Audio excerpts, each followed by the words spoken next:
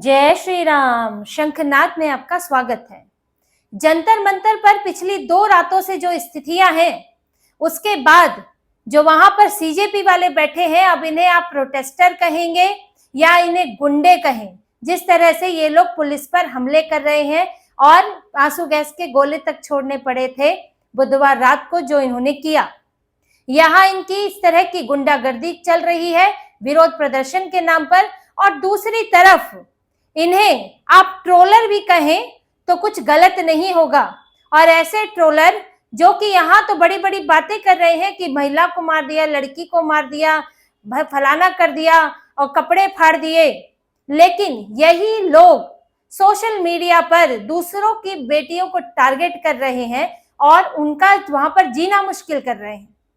CJP के समर्थकों ने शिक्षा मंत्री धर्मेंद्र प्रधान की बेटी नैमिषा, उनको इतना परेशान किया इंस्टाग्राम पर कि उन्हें अपना अकाउंट ही वहां से डिसेबल करना पड़ा, अपना अकाउंट बंद करना पड़ा।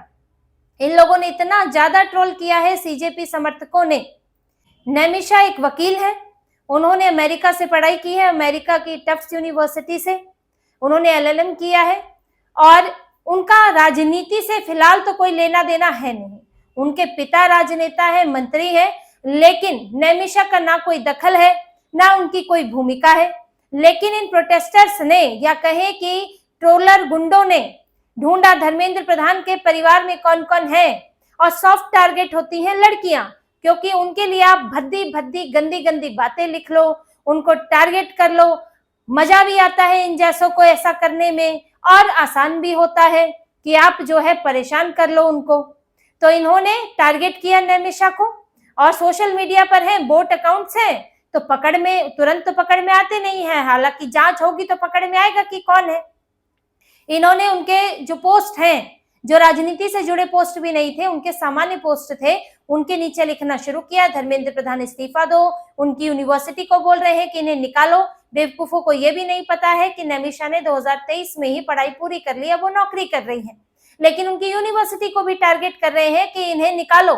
मान लीजिए अगर वो सब पढ़ाई कर रही होती तो क्या स्थितियां बनती, किस तरह से उनका कॉलेज भी, यूनिवर्सिटी भी घेरी जाती, बार बार जो है वहां पर लगातार कमेंट होते। और नैमिषा के लिए भी ये चर्चा जब उनके अपने इंस्टीट्यूशन में होती तो उनके लिए कितनी दिक्कत होती, जबकि नैमिषा का कोई लेना देना नहीं है और आप उनके परिवार को टारगेट कर रहे हो। ये इनकी हकीकत है, जो यहाँ पर बनके भोले भाले बनके बैठे हुए हैं। उनकी हकीकत यह है कि इनका बस चले तो ये धर्मेंद्र प्रधान की बेटी के ऊपर ही हमला कर दे, उनके सामने पड़ जाए तो ये बदले की भावना से ऐसे ग्रसित है। इनको ताकत दिखानी है, किसी भी तरह से विपक्ष को मजबूत करना है, मोदी सरकार को कमजोर दिखाना है, और इनका जो लगातार चुनाव में हार पर हार मिली जा रही है मोदी विरोधियों को, तो उसकी इन्हें भड़ास निकालनी है। अब वो भड़ास निकल रही है और इन्होंने इसके लिए धर्मेंद्र प्रधान की बेटी को टारगेट किया। अब अगर ये टारगेट करने की बात है, अगर आप इसे ही तरीका बनाते हैं टारगेट करने को, तो क्या टारगेट दीपके का परिवार नहीं हो सकता है? अभिजीत दीपके के परिवार को अगर मोदी समर्थक, सरकार के समर्थक, या फिर जो इन सब की हरकतों से परेशान है, वो लोग टारगेट करना शुरू करें, क्या ट्रोल आर्मी उधर नहीं है? दीपके का परिवार नहीं है? क्या सौरभ दास का परिवार नहीं है? क्या आशुतोष रांका का परिवार नहीं है? क्या वो लोग सोशल मीडिया पर नहीं है? क्या इनकी बहनें नहीं है? क्या इनके रिश्तेदार नहीं है? क्या उन्हें टारगेट किया जाए?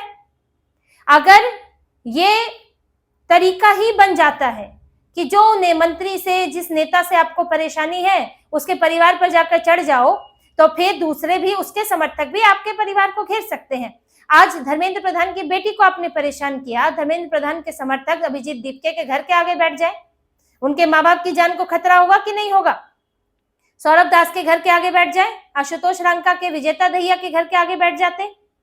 तो जब आपने एक प्रोटेस्ट की जिम्मेदारी ली है, तो आप यहाँ इसके आयोजक हैं, तो आपको ये चीजें भी कंट्रोल करनी चाहिए, और अगर नहीं भी कंट्रोल कर पा रहे हो तो माफी मांगनी चाहिए, और एक सोशल मीडिया पोस्ट होना चाहिए कि धर्मेंद्र प्रधान की बेटी को इस तरह से परेशान करना, इसके लिए हम माफी मांगते हैं, ये तरीका बिल्कुल गलत है, ऐसा बिल्कुल भी ना हो। लेकिन ये तो बेशर्म है, जब ये लोग संसद पर हमला कर सकते हैं तो फिर किसी की बेटी क्या है? और वही है ये विपक्षी दल। ऐसा नहीं है कि ये सीजेपी वालों में सिर्फ कोई रैंडम लोग हैं, ऐसा नहीं है, कितने ही उसमें मिल गए आम आदमी पार्टी के। एक तो वो था जो महराज मलिक में, कश्मीर में महराज मलिक के साथ काम करता था, वो तो स्वीकार कर रहा है, वो तो कह रहा है यहाँ बांग्लादेश बनाएंगे। यहाँ आम आदमी पार्टी से जुड़े हुए दूसरे नेता भी पाए गए हैं, कांग्रेस से जुड़े हुए, और जो दूसरी पार्टियों ने यहाँ पर समर्थन किया, जैसे कि चंद्रशेखर आजाद रावण है, उसके भी समर्थक यहाँ पाए गए। क्या इनका अगर आप इसको सपोर्ट कर रहे हैं तो ये तरीका आपको रोकना आपकी जिम्मेदारी बनती है, या कम से कम इसका विरोध करना जिम्मेदारी बनती है। क्या नैमिषा को जिस तरह परेशान किया गया, क्या उसके खिलाफ किसी ने बोला? ये तो वही तरीका है कि हमारी मर्जी आएगी जो हम करेंगे, तो फिर दूसरा पक्ष भी कुछ भी करेगा। जैसे कि राहुल गांधी, देखिए राहुल गांधी पीएम आवास के बाहर बैठ गए, ये भी वही तरीका है कि पीएम को घेर लो, पीएम को निकलने नहीं देंगे, घर में घुसने नहीं देंगे। उसका हुआ क्या? अगले दिन बीजेपी ने कांग्रेस के दफ्तर घेर लिए। भाई संख्या आपके पास है तो संख्या सामने वाले के पास भी है, ताकत आपके पास है, ताकत उसके पास भी है। बीजेपी ने शुरुआत की कि भाई जब तुम हमारे सबसे बड़े नेता को घेरोगे तो हम पहले तुम्हारे दफ्तर घेरेंगे, उसके बाद जरूरत पड़ी तो राहुल गांधी का आवास घेरेंगे। भाई राहुल गांधी के आवास के बाहर बीजेपी के 150 कार्यकर्ता आकर बैठ जाए तो क्या राहुल गांधी संसद जाने के लिए निकल पाएंगे? फिर राहुल गांधी को उसी पुलिस की सहायता लेनी पड़ेगी जिस पुलिस को वो आजकल गालियां दे रहे हैं कि ये कर दिया, अत्याचार कर दिया, डंडे मार दिए। या तो ये बोल देते कि भाई संसद में घुसने देते, वो भी नहीं, डंडे मारे तो भी दिक्कत।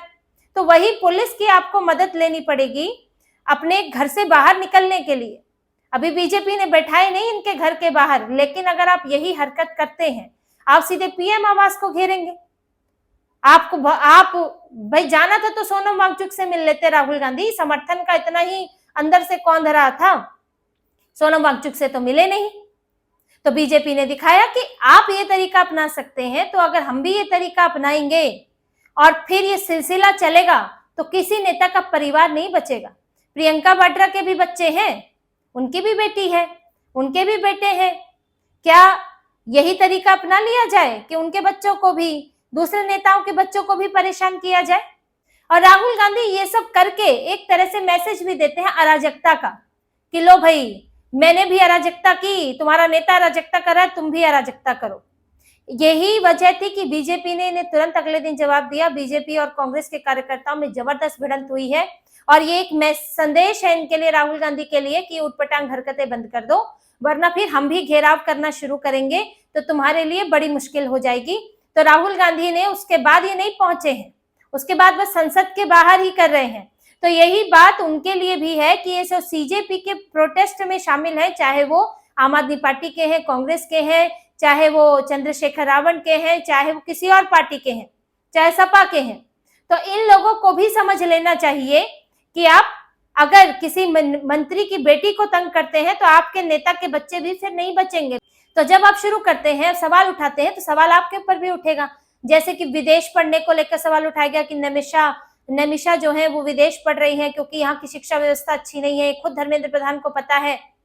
अब एक बात, ये तो राहुल गांधी तो खुद विदेश पढ़े हुए हैं, और राहुल क्या मतलब, जब राजीव गांधी के बाद कांग्रेस ही थी ना, तो क्या मतलब तब शिक्षा व्यवस्था अच्छी नहीं थी जो राहुल गांधी विदेश पढ़े? इनकी बहन भी वही थी, बाद में गई थी वो भी पढ़ने के लिए। ये अखिलेश यादव भी पढ़ के आया हुआ है, जब तो इनके पापा यहाँ पर तो भाई यूपी में सरकार चला रहे थे, तब क्या शिक्षा व्यवस्था अच्छी नहीं थी यूपी की कि अखिलेश यादव विदेश से पढ़कर आए? या कई नेता हैं और ये दोनों तरफ के नेता हैं। उसकी वजह सिर्फ बात शिक्षा व्यवस्था की नहीं होती है, बात दूसरी भी होती है कि बड़े नेता या खास तौर से जिनकी थोड़ी सी चर्चा है, उनके बच्चे यहाँ पर अगर पढ़ते हैं तो थोड़ी मुश्किल उनके लिए आ सकती है, क्योंकि इतनी पॉलिटिसाइज है चीजें, हर चीज में इतना राजनीतिकरण है, और दूसरा जो इंस्टीट्यूट्स हैं उसमें भी अलग अलग ग्रुप्स बने हुए हैं। तो ऐसे में उनके बच्चे टारगेट हो सकते हैं। इन बच्चों को लेकर, जो आप मान लीजिए सेलिब्रिटी का बच्चा है कोई, या बड़े नेता का बच्चा है, अब उसको पढ़ाने में, क्योंकि पता तो होता है कि भाई कौन किस परिवार का है, तो थोड़ा सा असहजता हो जाती है इसको लेकर, दूसरे बच्चे भी असहज हो जाते हैं। तो आप जब विदेश में पढ़ते हैं तो आपको कोई नहीं जानता, आपके पीछे परिवार की आपकी पहचान नहीं जुड़ी होती है, क्योंकि अगर जानते भी हैं तो बहुत ज्यादा उन्हें फर्क नहीं पड़ता क्योंकि वो दूसरा देश है। लेकिन यहाँ फर्क पड़ता है, उसको एक नॉर्मल माहौल ही नहीं मिलेगा, या तो उसको लोग जबरदस्त टारगेट करेंगे, कुछ ऐसे होंगे जो फलाना नेता से जुड़ने के कारण उसको टारगेट करेंगे, या फिर कुछ ऐसे होंगे जो घोर चापलूसी करेंगे कि भाई ये तो फलाना की बेटा है, बेटी है, तो हमें इससे संपर्क रखना चाहिए। तो एक सामान्य दोस्ती, एक सामान्य तरह की जिंदगी, एक सामान्य तरह का टकराव उसको नहीं मिल पाएगा। तो इसीलिए विदेश भेजा जाता है कि वो एक सामान्य तरीके से पढ़ाई कर सके, यहाँ पर राजनीति में ना फंसे, वरना तो टारगेट होता रहेगा कितने नंबर आए, क्या पढ़ाई की, क्या परफॉर्मेंस है, किस तरह की स्थितियां हैं, उसको लेकर बच्चा टारगेट होगा। और धर्मेंद्र प्रधान की बेटी कोई 17-18 साल की तो है नहीं कि अभी अभी धर्मेंद्र प्रधान ने अपने कार्यकाल में भेजा हो। उनका तो कोर्स ही खत्म हो गया 2023 में, अब तो नौकरी कर रही है। तो ये बेमतलब का टारगेट करना है किसी को, बस आप अपनी भड़ास निकाल रहे हैं और आपको एक लड़की मिल जाती है तो आपको तरह तरह की बातें लिखने के लिए और मौका मिल जाता है, तो वही सब कर रहे हैं। तो इनकी बदतमीजी सड़क से लेकर सोशल मीडिया पर हर जगह दिख रही है। और जो इन्हें संभालने वाले हैं, जो आयोजक बनकर बैठे हैं, वो जैसे संसद मार्च के दिन गायब हो गए थे 20 जुलाई को, अभिजीत दीप के ट्रक में छुप गया, विजेता दहिया बर्गर खाने गया, आशुतोष रांका और सौरभ दास जेपी नड्डा के घर पर एसी का मजा ले रहे थे, फिर होटल आके एसी का मजा ले रहे थे। तो ये सब जब उस दिन गायब हुए तो ऐसे ही यहाँ भी गायब हो रहे हैं, कोई जिम्मेदारी नहीं लेंगे। अब जब नैमिषा को परेशान करने वालों की जांच होगी, क्योंकि आप भले ही वोट अकाउंट हो, लेकिन आईपी एड्रेस और आपका जब इंस्टाग्राम से, मेटा से आपकी जानकारी मांगी जाएगी तो वो मिल सकती है। उसके बाद जब अगर एक्शन होगा तो आपको ना दीप के बचाने आएगा इन्हें, ना तो इन्हें सौरभ दास बचाने आएगा। विजेता दहिया तो खुद ही बाहर हो गया है। और देर सवेर सही पुलिस मास्टरमाइंड तक पहुंच जाती है कि किसने शुरू किया, कौन कौन है जो ज्यादा एक्टिव है। तो इसीलिए ये सब चीजें भारी ही पड़ती हैं और इसमें नपते ही हैं। इसीलिए ये गलत तरीके अपनाना किसी के लिए भी सही नहीं है, चाहे ये सीजेपी प्रोटेस्ट वाले हैं, चाहे वो किसी राजनीतिक पार्टी वाले हैं, चाहे सरकार में शामिल लोग हैं। इस तरह के गलत तरीकों से बचना चाहिए। तो इसी तरह की और खबरें और विश्लेषण आपके लिए लाते रहेंगे। हमसे जुड़े रहिए, सब्सक्राइब कीजिए, कमेंट कीजिए। बहुत बहुत धन्यवाद। जय श्री राम।